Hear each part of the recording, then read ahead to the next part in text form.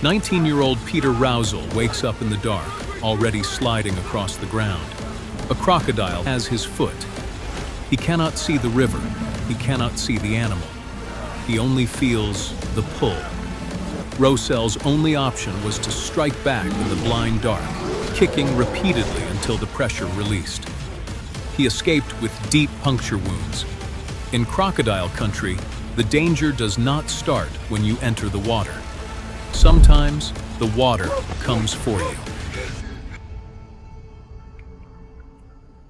Every shoreline, tidal crossing, and undercut bank functions as a connected ambush zone. Even shallow water provides ample depth for a large crocodile to hide completely. This uncertainty dictates the first and most essential doctrine of survival in crocodile country. Rule 1 is absolute: stay away from the edge. In December 2003, 3 friends, Brett Mann, Ashley McGough, and Sean Blowers, were quad biking near an abandoned tin mine along the Finniss River in Australia's Northern Territory. The river was swollen with heavy floodwaters. Looking to wash off the trail dust, the men stepped into the rushing current. In an instant, the rising water became a trap. A 4-meter saltwater crocodile lunged through the turbid flow, seizing 22-year-old Brett Mann by the shoulder and dragging him beneath the surface. His friends could do nothing against the force of the current and the predator's grip. Desperate to escape the same fate, 19-year-olds McGough and Blowers scrambled toward a partially submerged tree, climbing into its branches. They would remain trapped there for 22 agonizing hours.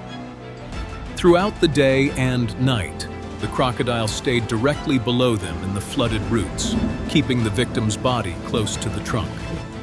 For the 2 young men, the ordeal was a test of absolute endurance. They knew that touching the water meant certain death. Staying in the tree was their only choice. The following day, a police helicopter located the teenagers and winched them to safety. 1 man died, 2 survived.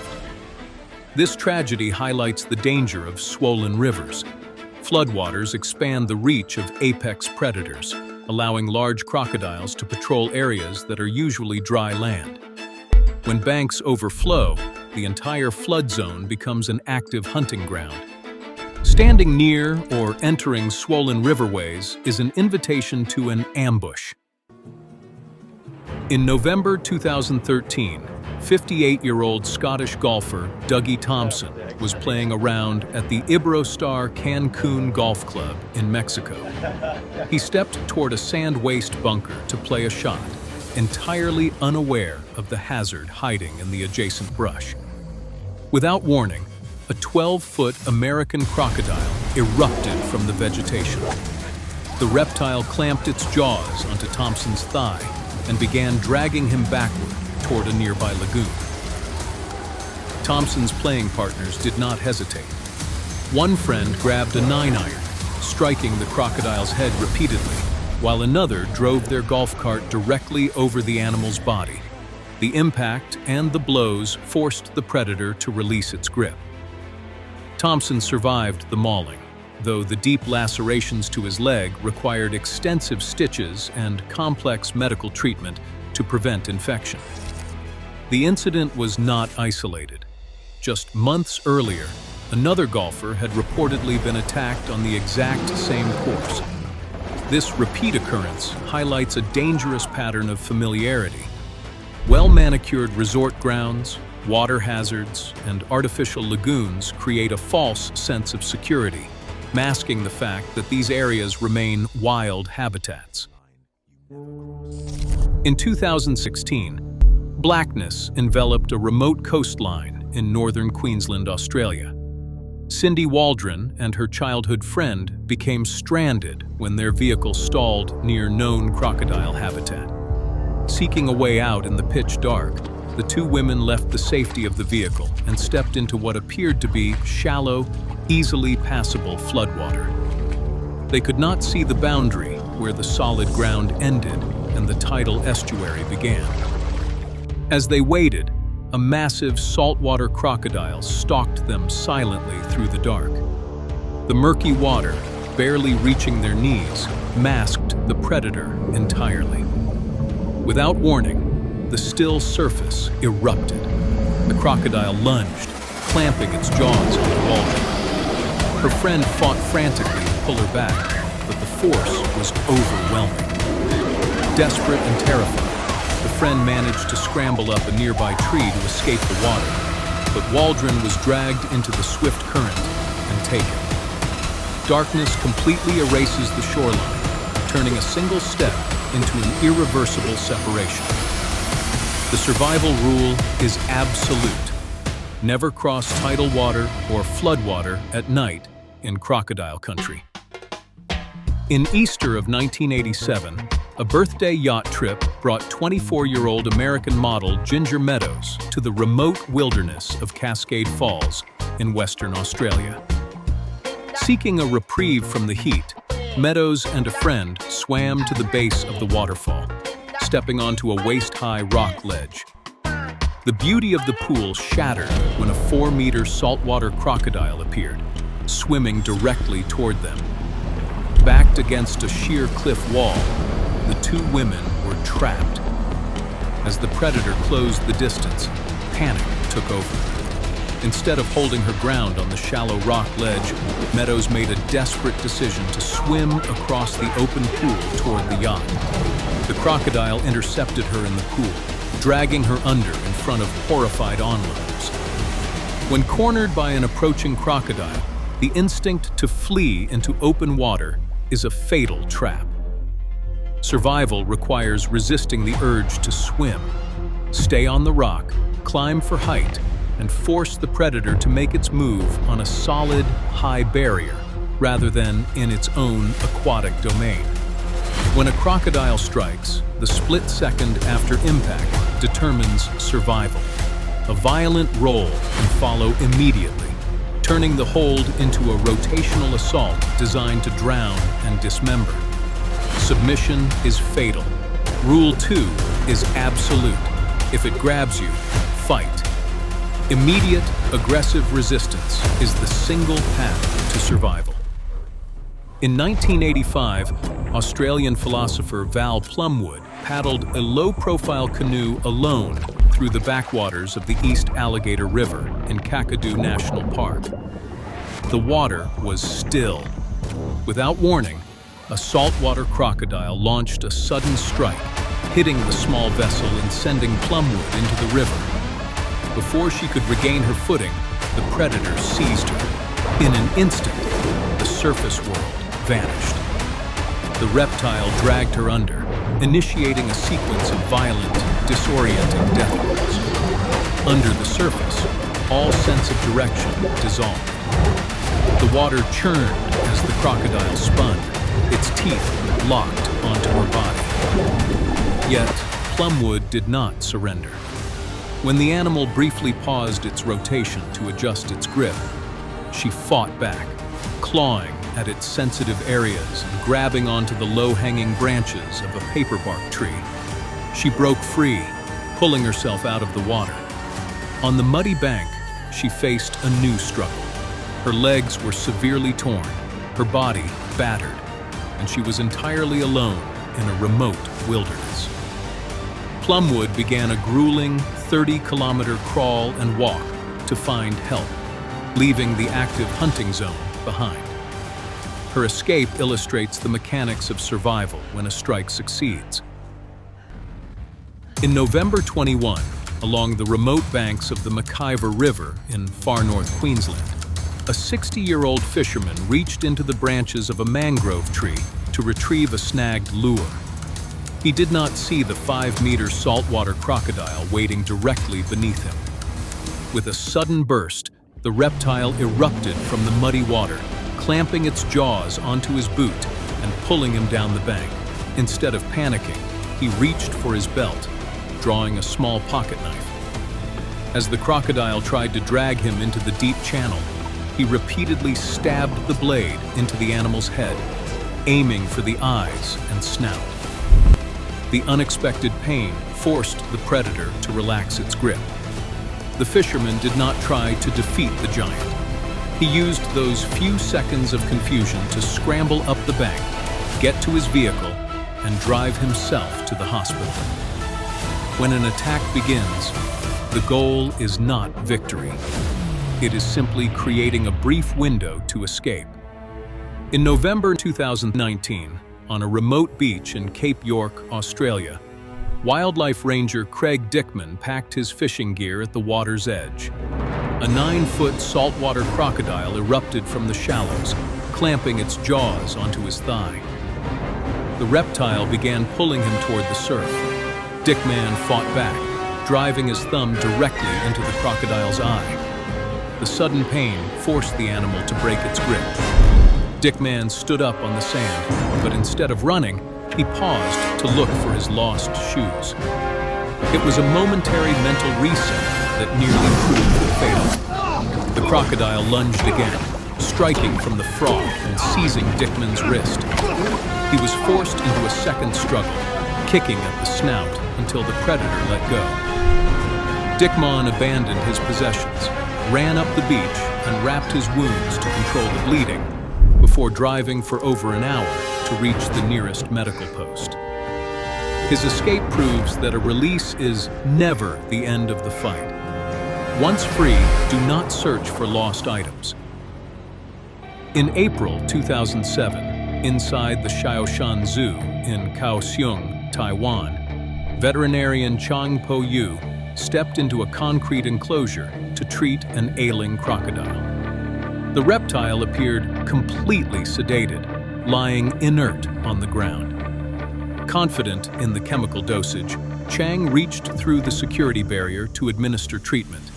In a fraction of a second, the animal severed Chang's left forearm and retreated into the pool, holding the limb in its jaws. Responders shot the crocodile to retrieve the arm. Surgeons worked through emergency microsurgery to successfully reattach the limb, and Chang survived. The incident proves that a motionless or sedated crocodile must always be treated as a fully active threat. When a crocodile clamps onto a victim, the horror instantly spreads. Many who live only do so because someone else makes the terrifying decision to step toward the danger. But the moment a rescuer moves in, they become the primary target. In October 2004, on the remote shores of Bathurst Bay, Australia, 34-year-old Andrew Kerr lay asleep inside his tent. Without warning, a 4-meter saltwater crocodile tore through the canvas. The predator clamped its jaws onto Kerr's legs and began dragging him out into the darkness. Hearing the screams, 60-year-old Alicia Sorohan ran toward the struggle. She did not hesitate. Sorohan threw herself directly onto the back of the massive reptile, attempting to pin it to the ground. The sudden shock of her weight distracted the animal, forcing it to release its grip on Kerr. But the intervention triggered an immediate, violent redirection. The crocodile turned on Sorohan, its jaws snapping shut on her arm. The force of the bite broke her bones, tearing her skin and muscle. As the predator mauled her, another camper ran forward and shot the crocodile, ending the attack. Both Kerr and Sorohan survived the encounter, but the incident stands as a warning. Entering the strike zone to save another person is a calculation of pure peril. In August 21, near the isolated coastal outpost of Portland Roads on the Cape York Peninsula, 2 off-duty Army soldiers went swimming in the deep water. It was a lapse in defense that a 2.5-meter saltwater crocodile immediately exploited. The predator lunged, clamping its teeth onto one of the swimmers and dragging him downward. As the victim was pulled under, his companion did not run. Instead, he dove straight into the bloodied water, armed only with a pocket knife. The struggle below the surface was chaotic and blinding. The rescuer fought the thrashing reptile, repeatedly driving the blade into the crocodile's head and targeting the sensitive tissue around its eyes. The relentless stabbing eventually forced the animal to break its grip. The victory came at a terrible cost. The predator turned on the rescuer, mauling his hands and arms before both men managed to break free and scramble back onto their boat. The release from the jaws was only the beginning of their fight for life. The deck of the vessel was slick with blood. Both men had suffered severe, deep lacerations and arterial damage.